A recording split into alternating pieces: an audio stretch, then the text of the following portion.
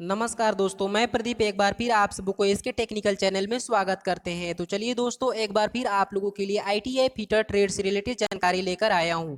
जैसा कि फ्रेंड्स हमने पिछले वीडियो में बात किया था आउटसाइड माइक्रोमीटर के पार्ट्स के बारे में। जी हाँ फ्रेंड्स, तो आज हम इस वीडियो में बहुत ही मोस्ट इंपॉर्टेंट टॉपिक लेकर आए हैं आप लोगों के लिए। वो आउटसाइड माइक्रोमीटर से रिलेटेड है ना। तो फ्रेंड्स आज का हमारा टॉपिक है graduation of metric outside micrometer. जी हाँ फ्रेंड्स, आउटसाइड माइक्रोमीटर की ग्रेजुएशन के बारे में हम समझेंगे कि ग्रेजुएशन होती क्या है, उसकी वर्किंग प्रिंसिपल क्या होती है और उसकी लीस्ट काउंट कैसे निकाला जाता है और उसकी रेंज के बारे में भी हम डिस्कस करेंगे। तो फ्रेंड्स हम यही रिक्वेस्ट करते हैं आप लोगों से कि इस वीडियो के अंत तक जरूर बने रहें ताकि आप लोगों का सारा डाउट क्लियर हो जाए, है ना। और आप लोगों को अगर यह वीडियो पसंद आए तो friends please like share and subscribe जरूर करें और बेल नोटिफिकेशन को भी दबा दें ताकि पल पल की अपडेट आप तक पहुंच सके। तो चलिए फ्रेंड्स, समय को बिना गवाए हुए इस वीडियो को स्टार्ट करते हैं और देखते हैं हमारा क्या है आउटसाइड माइक्रोमीटर की ग्रेजुएशन, है ना। तो फ्रेंड्स आपको आउटसाइड माइक्रोमीटर के ग्रेजुएशंस को समझने से पहले आपको ये समझना जरूरी है कि हमारी जो माइक्रोमीटर है वो किस सिद्धांत पे काम करता है। क्लियर। तो फ्रेंड्स यहाँ पे एक नोट लगाइएगा आप लोग और लिखना है, देखिए वर्किंग प्रिंसिपल। क्लियर, क्या करना है, वर्किंग प्रिंसिपल डैश लगा के लिखना है the micrometer works on the principle of screw and nut. जी हाँ फ्रेंड्स, हमारा जो माइक्रोमीटर है वो किस सिद्धांत पे काम करता है, स्क्रू और नट के सिद्धांत पे काम करता है ना। या फिर नट और बोल्ट के सिद्धांत पे भी काम करता है। क्लियर, ये बार बार एग्जाम में क्वेश्चन पूछा जाता है, बहुत ही वेरी वेरी इंपॉर्टेंट ये पॉइंट्स है। तो फ्रेंड्स आप लोग भी इसको नोट कर लीजिएगा, है ना। तो हमारी जो आउटसाइड माइक्रोमीटर जो होती है वो किस सिद्धांत पे काम करती है, वो हमारा नट और बोल्ट के सिद्धांत पे काम करती है। क्लियर। अब हम बात कर लेते हैं इसके ग्रेजुएशंस के बारे में, है ना। तो फ्रेंड्स यहाँ पे देखिए हमारी जो आउटसाइड माइक्रोमीटर की जो ग्रेजुएशंस होती है मीट्रिक की, वो बैरल और थिम्बल पे हमारा ग्रेजुएशन बना होता है। किस पे बना होता है, बैरल या स्लीव पे और थिम्बल पे ग्रेजुएशन बने होते हैं। तो फ्रेंड्स यहाँ से सबसे पहले हम पार्ट्स के बारे में थोड़ी सी जानकारी देना चाहते हैं। तो फ्रेंड्स ये देखिए आपका क्या है, मीट्रिक आउटसाइड माइक्रोमीटर है और ये हमारा फ्रेम है। क्लियर, ये हमारा फ्रेम है और फ्रेम के साथ ही सारा इसके भाग अटैच होते हैं। ये हमारा स्पिंडल हो गया और ये हमारा एनविल है, इसको हम एनविल बोलेंगे। क्लियर। अब बात कर लेते हैं, ये हमारा वैरल या स्लीव होता है और ये हमारा थिम्बल होता है। क्लियर, जो यहाँ पे लर्न किया हुआ रहता है, नर्लिंग होती है इसमें ग्रिपिंग पावर को प्रोवाइड करने के लिए। अब ये हमारा क्या है, रैचेट स्टॉप है। रैचेट स्टॉप क्या करता है, ये यूनिफॉर्म प्रेशर को कंट्रोल करता है ना, दो मेजरिंग फेसों के बीच में। यानी कि ये हमें बता देता है कि अब आपका जो है क्या है, माप पूरी तरह से पूरी हो गई है। जैसे कि यहाँ पे जैसे ही हमारा माप पूरा होता है तो हमारा क्या, माइक्रोमीटर की जो रैचेट स्टॉप होती है वो हमारी आवाज करने लगती है। देखिए फ्रेंड्स ये आवाज करेगी, है ना। देखिए ध्यान से सुनिएगा। क्लियर। तो अब आपको यह पता हो गया होगा कि रैचेट स्टॉप क्या करता है। रैचेट स्टॉप एक यूनिफॉर्म प्रेशर को क्या करता है, सुनिश्चित दाब प्रदान करता है ताकि हमें पता चल सके, है ना, ताकि हमें पता चल सके कि हमारा जो माइक्रोमीटर की माप है वो पूरी हो चुकी है, अब हमें रीडिंग की आवश्यकता है। क्लियर। अब हम चलिए बात कर लेते हैं इसकी ग्रेजुएशन के बारे में। तो फ्रेंड्स यहाँ देखिए आपकी जो ग्रेजुएशन बनी होती है माइक्रोमीटर के दो पार्ट्स पे बनी होती हैं। एक तो हमारा थिम्बल पे बना होता है और दूसरा हमारा बैरल या स्लीव पे बना होता है। क्लियर। तो फ्रेंड्स यहाँ पे आप देख पा रहे हैं, ये देखिए ये हमारा बैरल या स्लीव है और बैरल या स्लीव पे ये देखिए हमारी एक लाइन है ना, पूरी लंबाई में होती है। क्लियर। यानी कि ये जो कितनी लंबाई में होती है, 25 mm लंबाई में ये पूरी चली जाती है। क्लियर। और अगर हम इसको ओपन करते हैं तो और ये खुलेगी, देखिए यहाँ पे हमारा जो है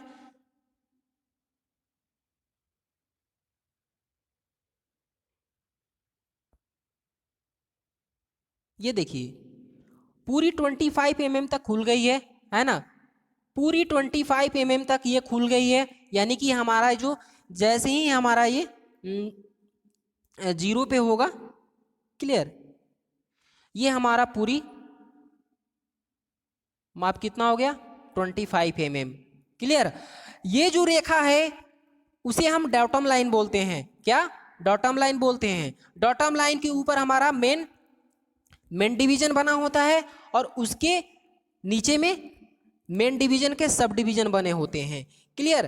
तो ऊपर में जो मेन डिवीजन बना होता है वो एक डिवीजन का जो मान होता है वो 1 mm होता है, यानी कि 1 mm होता है, यानी 25 mm है तो 25 भाग होंगे, मेन डिवीजन के 25 भाग होंगे, जो कि यहाँ पे 0 से 5, 5 से यहाँ पे 10, 10 से 15, इस तरह से, यानी 0 से 5, 5 से 10, 10 से 15, 15 से 20, 20 से 25, 5-5 के रेंज में यहाँ पे हमारा दर्शाया गया है मेन डिवीजन, क्लियर। अब हम सब डिवीजन की बात करेंगे तो एक मेन डिवीजन को 2 बराबर भागों में बांट दिया गया है, यानी कि उसकी एक मेन डिवीजन को आधा कर दिया गया है, यानी कि 1 mm को जब हम आधा करेंगे तो उसका मान क्या होगा 0.5 mm होगा, है ना, यानी कि 0.5 mm, क्लियर। समझ में आया कितना होगा 0.5 mm। और डॉटम लाइन के ऊपर क्या होगी, डॉटम लाइन के ऊपर हमारा 1 mm होगी, क्लियर। ये पूरी लंबाई में चला जाता है 25 mm तक का, है ना। तो अगर आपसे पूछे कि आउटसाइड माइक्रोमीटर में जो सब डिवीजन की जो भाग होती हैं वो कितनी होती हैं, तो सब डिवीजन हमारा होता है 50 और मेन डिवीजन कितना होता है, मेन डिवीजन हमारा 25 होता है। और मेन डिवीजन के एक भाग का मान कितना होता है 1 mm और सब डिवीजन के एक भाग का मान कितना होता है 0.5 mm, क्लियर। तो फ्रेंड्स आशा करते हैं आप लोगों का ये डाउट क्लियर हो गया होगा। अब हम चलिए बात करते हैं बैरल की, सॉरी यहाँ पे थिम्बल की। तो फ्रेंड्स आप यहाँ पे देख पा रहे हैं ये एक ये देखिए ये आपका थिम्बल हुआ, क्लियर। तो थिम्बल पे जो ग्रेजुएशन बने होते हैं वो 50 भागों में बांटे हुए रहते हैं। कितने भागों में 50 भागों में, क्लियर, 50 भागों में बटे होते हैं। देखिए यहाँ पे ये 50 हुआ, 5, 10, है ना, 15, 20, इस तरह से करके 50 भाग ये पूरा हो गया। अब आपको ये पता होना चाहिए कि ये जो 50 भाग है वो 50 भाग किसका भाग है, यानी 0.5 mm को ये 50 बराबर भागों में बांट दिया है। किसको बांटा है, ये जो हमारी 0.5 mm है ना, 0.5 mm को 50 बराबर भागों में बांटा गया है। यही आपको ये बता रहा है कि एक सब डिवीजन को 50 बराबर भागों में बांट कर यहाँ पे आपको दर्शाया गया है, क्लियर। तो एक थिम्बल डिवीजन के एक थिम्बल डिवीजन का मान कितना हो जाएगा, एक थिम्बल डिवीजन का मान कितना हो जाएगा, एक थिम्बल डिवीजन का मान ही हमारा क्या होता है लीस्ट काउंट होता है फ्रेंड्स। तो चलिए हम बात कर लेते हैं लिस्ट काउंट निकाला कैसे जाता है ना। तो लिस्ट काउंट निकाला कैसे जाता है उसके बारे में हम चर्चा करते हैं। देखिए फ्रेंड्स लिस्ट काउंट की फॉर्मूला होती है, लिस्ट काउंट निकालने का फॉर्मूला होता है मीट्रिक माइक्रोमीटर का, है ना। यहाँ पे देखिए अल्पतमाप यानी लिस्ट काउंट का फॉर्मूला होता है स्पिंडल द्वारा एक चक्कर में चली गई दूरी, स्पिंडल द्वारा एक चक्कर में चली गई दूरी और थिम्बल पर बने कुल भागों की संख्या। तो फ्रेंड्स हमें तो ये पता हो गया कि थिम्बल पे कितना बना है, थिम्बल पे हमारा 50 बना है, 50 बराबर भागों में बांटा गया है। अब बोल रहा है कि स्पिंडल के द्वारा एक चक्कर में चली गई दूरी, क्लियर। तो स्पिंडल के द्वारा एक चक्कर में चली गई दूरी कितना होता है 0.5 mm होती है, क्योंकि इसकी जो पिच होती है स्क्रू थ्रेड की जो पिच होती है वो 0.5 mm होती है, यानी सिंगल स्टार्ट थ्रेड होती है, यानी लीड और पिच दोनों इक्वल होता है। इसीलिए हम माइक्रोमीटर के अगर एक रोटेशन को पूरा करते हैं, एक रोटेशन हम ऐसे अगर हम पूरा करते हैं, है ना, तो वो हमारा 0.5 mm आगे बढ़ता है, क्लियर। अगर हम एक रोटेशन ऐसे पूरा करते हैं तो हमारा कितना 0.5 mm आगे बढ़ता है। क्लियर।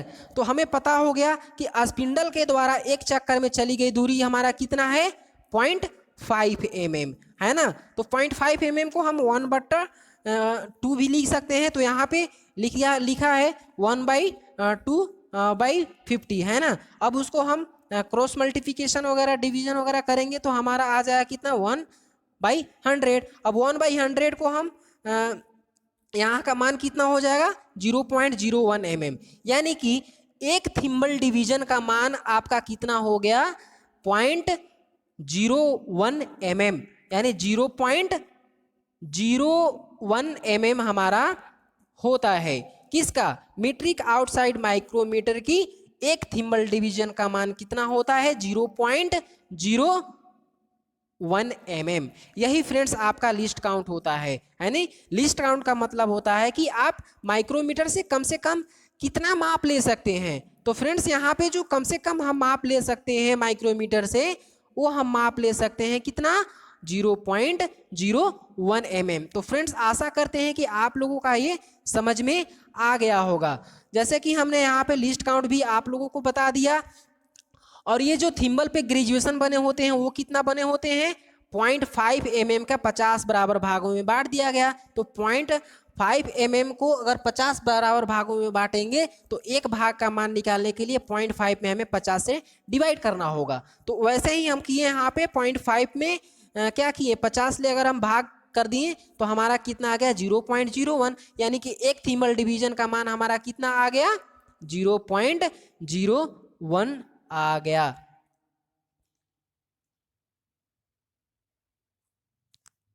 क्लियर। हाँ, तो अब हम बात कर लेते हैं इसकी रेंज की। फ्रेंड्स देखिए हमारी जो आउटसाइड मीट्रिक आउटसाइड माइक्रोमीटर होता है उसकी रेंज होती है ना। वो कितने रेंजों में पाई जाती हैं हम उसके बारे में चर्चा करते हैं। तो फ्रेंड्स देखिए यहाँ पे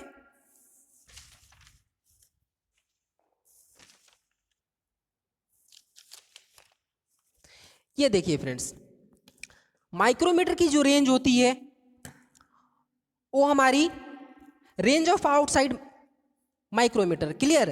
देखिए इसको आपको नोट करना है। Outside micrometer are available in range of 0 to 25 mm, है ना, 25 to 50 mm, 50 to 75 mm, 75 to 100 mm। Clear. 100 to 125 mm, उसके बाद 125 to 150 mm। तो फ्रेंड्स यहाँ से आप लोगों का क्लियर हो गया होगा कि हमारी जो माइक्रोमीटर होती है आउटसाइड जो माइक्रोमीटर होती है उसकी जो हमारी रेंजें होती हैं कितनी होती है 25-25 mm का हमारा रेंज में चलता है, 25 mm रेंज में चलता है। ये जो हमारा आउटसाइड माइक्रोमीटर है वो 0 से 25 mm तक ही माप ले सकता है। देखिए फ्रेंड्स एक पहचानने का लिस्ट काउंट आपको निकालने की ज़रूरत नहीं है ना। वैसे तो आपको पता होना चाहिए और बिना लिस्ट काउंट के आप किसी भी आउटसाइड माइक्रोमीटर का रीडिंग नहीं ज्ञात कर सकते हैं। तो देखिए यहाँ फ्रेम पे लिखा हुआ है आपका देखिए ध्यान से देखिएगा 0.01 mm आपका लिखा हुआ है, यानी कि थिम्बल ये क्या है एक थिम्बल डिवीजन का मान है। एक थिम्बल डिवीजन का मान 0.01 होता है, एक मेन डिवीजन का मान 1 mm होता है और एक सब डिवीजन का मान कितना होता है 0.5 mm होता है ना। तो ये तो हमारा था 0.0 से 25 mm का। अब हम चलिए बात करते हैं नेक्स्ट। जी हाँ फ्रेंड्स ये आप जो देख रहे हैं ये आपका 25 mm से लेकर 50 mm का माइक्रोमीटर है ना। इसके साथ में एक देखिए एक रॉड आता है ना। देखिए यहाँ पे ये 25 mm का है। क्लियर। ये क्या है 25 mm का है। क्लियर।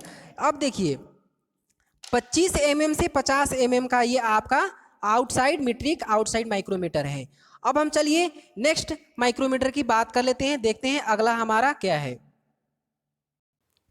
जी हाँ फ्रेंड्स तो आप ये जो देख रहे हैं माइक्रोमीटर ये आपका मीट्रिक आउटसाइड माइक्रोमीटर है। इसकी जो रेंज है 50 से 75 mm है ना, यानी कि 50 से 75 mm तक का ये मेजरमेंट कर सकता है। क्लियर बात समझ में आई। और इसके साथ में भी देखिए यहाँ पे एक स्पेसिंग कॉलर बोल सकते हैं, यहाँ पे देखिए क्लियर, ये क्या 50 mm का इसके साथ में अवेलेबल रहता है। क्लियर। तो फ्रेंड्स यहाँ पे हमारा जो है अभी 70 यहाँ पे 50 से 75 mm का माइक्रोमीटर का ये रेंज का माइक्रोमीटर है। क्लियर। अब हम देख लेते हैं अगला हमारा। जी हाँ फ्रेंड्स, ये जो आप माइक्रोमीटर देख रहे हैं ये आपका, इसकी जो रेंज है, इस माइक्रोमीटर की जो रेंज है वो आपका 75 से 100 mm का है। तो फ्रेंड्स इस तरह से हमारी जो माइक्रोमीटर, सारी माइक्रोमीटर थी वो आपका रेंज वाइज यहाँ पे आप देख रहे हैं। ये हमारा 50 से 75 mm का है, ये हमारा 75 से 100 mm है। क्लियर। और एक आप यहाँ देखें, ये हमारा क्या है 25 से 50 mm की जो हमारी माइक्रोमीटर है। उसके बाद हम बात कर रहे थे, यहाँ पे देखिए ये हमारी 0 से 25 mm तक का हमारा है। देखिए सबके फ्रेम पे क्या लिखा हुआ है, इसकी टोटल फ्रेम पे हमारा लीस्ट काउंट लिखा हुआ है माइक्रोमीटर का 0.01 mm। तो ये आपका 0 से 25 mm का माप ले सकता है। और इसकी बात करें तो ये हमारा 25 mm से 50 mm है ना। और इसकी मिनिमम रेंज कितनी हो जाएगी, यहाँ पे मिनिमम रेंज 25 mm हो जाएगी, है ना। अब उसके बाद यहाँ पे देखिए ये 50 mm है, 50 से 75 mm का माइक्रोमीटर है, यानी 50 से 75 mm तक का ये माप ले सकता है।